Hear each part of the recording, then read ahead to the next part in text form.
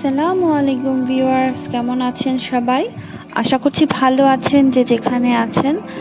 তো আমি চলে এসেছি আপনাদের মাঝে আমার আরেকটি নতুন রেসিপি নিয়ে। আশা করছি আমার আজকের রেসিপিটি আপনাদের খুব ভালো লাগবে। খুবই সিম্পল একটা রেসিপি। এখানে আমি আজকে মুরগি রান্না করব। তো এখানে আমি আজকে 5 থেকে 6টা মুরগি এখানে আছে, 5টা মুরগি আছে বড় বড় সাইজের। তো এই 5টা মুরগিকে আমি মাংস আজকে একসাথে মেখে বসাবো। তো এতগুলি মাংস আমি কিভাবে একসাথে মেখে রান্না করছি সেটাই আজকে আপনাদের সাথে আমি শেয়ার করব। তো আশা করছি আমার আজকের রেসিপিটি অবশ্যই আপনাদের অনেক ভালো লাগবে। আর এখন পর্যন্ত যারা আমার চ্যানেলটাকে সাবস্ক্রাইব করেনি অবশ্যই করে দিবেন এবং পাশে থাকা ছোট্ট বেল বাটনে ক্লিক করে দিবেন। তো এখানে আমি এখন দিয়ে দিচ্ছি পেঁয়াজ বাটা 1 কাপ পরিমাণ। এখানে আদা রসুনের পেস্ট আছে 1 কাপ পরিমাণ।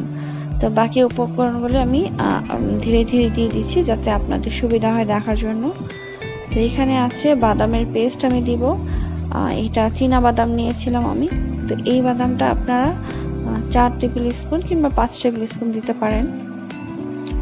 বাদাম বাটাটা আপনার মাংসের মধ্যে একটা সুন্দর ফ্লেভার বা এটা টেস্টটা একটু ডিফারেন্ট করে বাড়িয়ে দেয় আলাদাভাবে। এর জন্য আমার খুব ভালো লাগে বাদাম পেস্টটা, আমি সবসময় মাংসতে ব্যবহার করে থাকি। তো এখানে আমি এখন দিয়ে দিচ্ছি 4-5টা বেশি বড় বড় সাইজের তেজপাতা। এরপরে আমি এখানে এলাচ দিয়ে দেব 5-7টা পিস এলাচের। এলাচ দেওয়ার পর আমি এখানে গরম মশলাগুলো এখন একে একে করে সব দিয়ে দিব। আপনারা দেখতে পাচ্ছেন এখানে দারচিনি আছে। তারপরে আমি এখানে দিয়ে দিচ্ছি এখন এলাচ, দারচিনি, তেজপাতা। এরপর কিছু আরও গরম মশলা আমি ইউজ করব। আপনারা দেখেন তো এখানে আমি নিয়েছি এটা সাদা জিরা বলে অনেকে এটাকে মৌরি বলে থাকে। তো অনেকে এটা চিনে থাকেন। তো এখানে আমি ওটা 1 টেবিল স্পুন দিয়ে দিয়েছি। এটা একটা খাবারের মধ্যে এক সুন্দর ফ্লেভার ছড়ায়। তো এখানে আমি 1 টেবিল স্পুন পরিমাণ আমি এখানে মেথি ইউজ করলাম। তারপরে এখানে আমি শাহি জিরা দিয়ে দিলাম আবার 1 টেবিল চামচ স্পুন। তারপরে আমি দিয়ে দিব এখানে কিছু এটা হচ্ছে স্টার মশলা, অনেকে এটা চিনে থাকে। এখানে একটা বড় সাইজের স্টার মশলা আমি ভেঙে দিয়ে দিলাম। তারপরে আমি দিয়ে দিব এখানে কালো এলাচ, বড় কালো এলাচটা 3 পিস। তারপর এখানে কিছু লং দিয়ে দিয়েছি। এরপর আমি এখানে দিব একটু গোলমরিচ, সাদা কালো গোলমরিচ মিক্সড করে দিয়ে দিব। তো ভিউয়ার্স, এখন আমি এখানে এক এক করে বাকি মশলাগুলো দিয়ে দিচ্ছি। তো এখানে আমি এখন দিয়ে দিব 3 টেবিল স্পুন পরিমাণ জিরা গুঁড়া।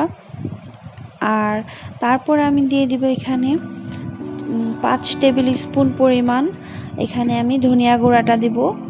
ধনিয়া গুঁড়াটা আমি একটু বেশি দেই সবসময়, জিরার পরিমাণটা একটু কম দিয়ে থাকি। তারপর আমি এখন এখানে মরিচের গুঁড়া যেটা দেব সেটা হচ্ছে 4 টেবিল স্পুন পরিমাণ মরিচের গুঁড়া আর 4 টেবিল স্পুন পরিমাণ হলুদের গুঁড়া আমি দিয়ে দিচ্ছি।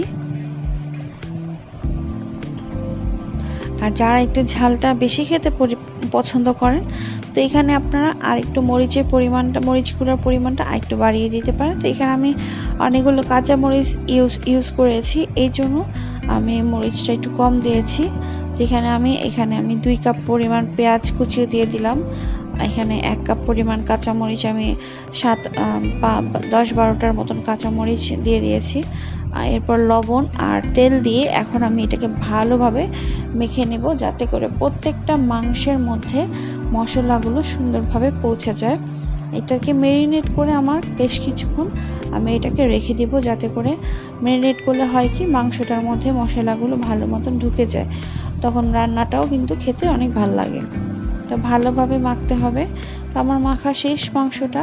তো এখন আমি এটাকে ঢেকে রেখে দেব কিছুক্ষণের জন্য। আপনারা যদি আপনাদের যখন এইভাবে মেখে রান্না করবেন, বেশি তাড়া না থাকলে আপনারা আধা ঘন্টা কিংবা তার বেশি মেখে রেখে দিতে পারেন। এখানে আমি আমার মাংসটাকে আমি আধা ঘন্টার মতন 30 মিনিট আমি এটাকে ম্যারিনেট করে রেখে দিয়েছিলাম।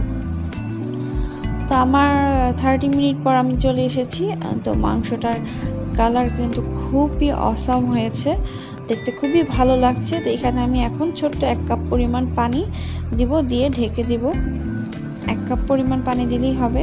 তো 1 কাপ পরিমাণ পানি দেওয়ার পর আমি একটু নাড়াচাড়া দিয়ে এখন আমি চুলাটা অন করে দিচ্ছি। এখন এটাকে আমি বেশ কিছুক্ষণ আমি মাংসটাকে কষাবো আগে। দেন যখন মাংসটা ভালোভাবে কষানো হয়ে যাবে তখন আমি এখানে পরবর্তীতে আবার পানি অ্যাড করব।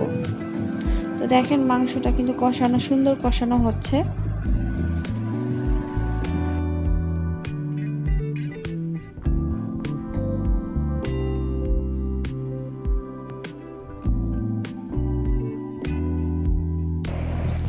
তো দেখতে পাচ্ছেন ভিউয়ার্স যে আমার মাংসটা কষানোর ক্ষেত্রে আমি কিন্তু খুব কম পরিমাণ 1 কাপ পরিমাণ পানি তখন দিয়েছিলাম মাংসটা কষানোর জন্য। তো মাংসটা কিন্তু কষানো হয়ে গিয়েছে। আপনারা দেখতে পাচ্ছেন যে এর থেকে বেশ কিছু তেল কিন্তু বের হয়ে এসেছে। তো এখন আমি এই ক্ষেত্রে দিয়ে দেব 3 কাপ পরিমাণ আমি পানি দিয়ে দিব। পানি দিয়ে ভালোভাবে নেড়ে চেড়ে, পানিটা একটু বেশি যখন মনে হয়, যদি আপনাদের মনে হয় একটু কম হয়ে গিয়েছে, তো আমার মনে হয়েছিল একটু কম হয়ে গিয়েছে, তো এখানে আমি আবার এক কাপ পরিমাণ পানি এক্সট্রা দিয়েছি। তো এখানে 4 কাপ পরিমাণ পানি দিয়েছি। তো কারণ আমি একটু মুরগিটাকে আজকে একটু ঝোল ঝোল করতে চাচ্ছি। তো আপনারা যদি ভুনা ভুনা করে খেতে চান তাহলে পানির পরিমাণটা একটু কমিয়ে দিবেন। তো এখন দেখেন মুরগিটা খুব সুন্দর করে কষানো হয়ে যাচ্ছে। আমার মুরগিটা প্রায় হয়ে গিয়েছে।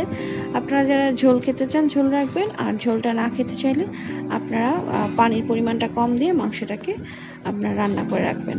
তো আমার কিন্তু মাংস রান্না হয়ে গিয়েছে। কালারটা কিন্তু খুবই দেখতে অনেক সুন্দর হয়েছে।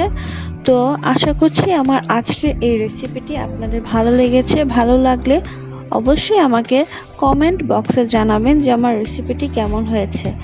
আর এখন পর্যন্ত যারা আমার চ্যানেলটিকে সাবস্ক্রাইব করেনি অবশ্যই করে দিয়ে পাশে থাকা ছোট্ট বেল আইকনে প্রেস করে দিবেন। তো ধন্যবাদ যারা আমার পুরো ভিডিওটি দেখেছেন। পাশে থাকবেন সবসময়। আল্লাহ।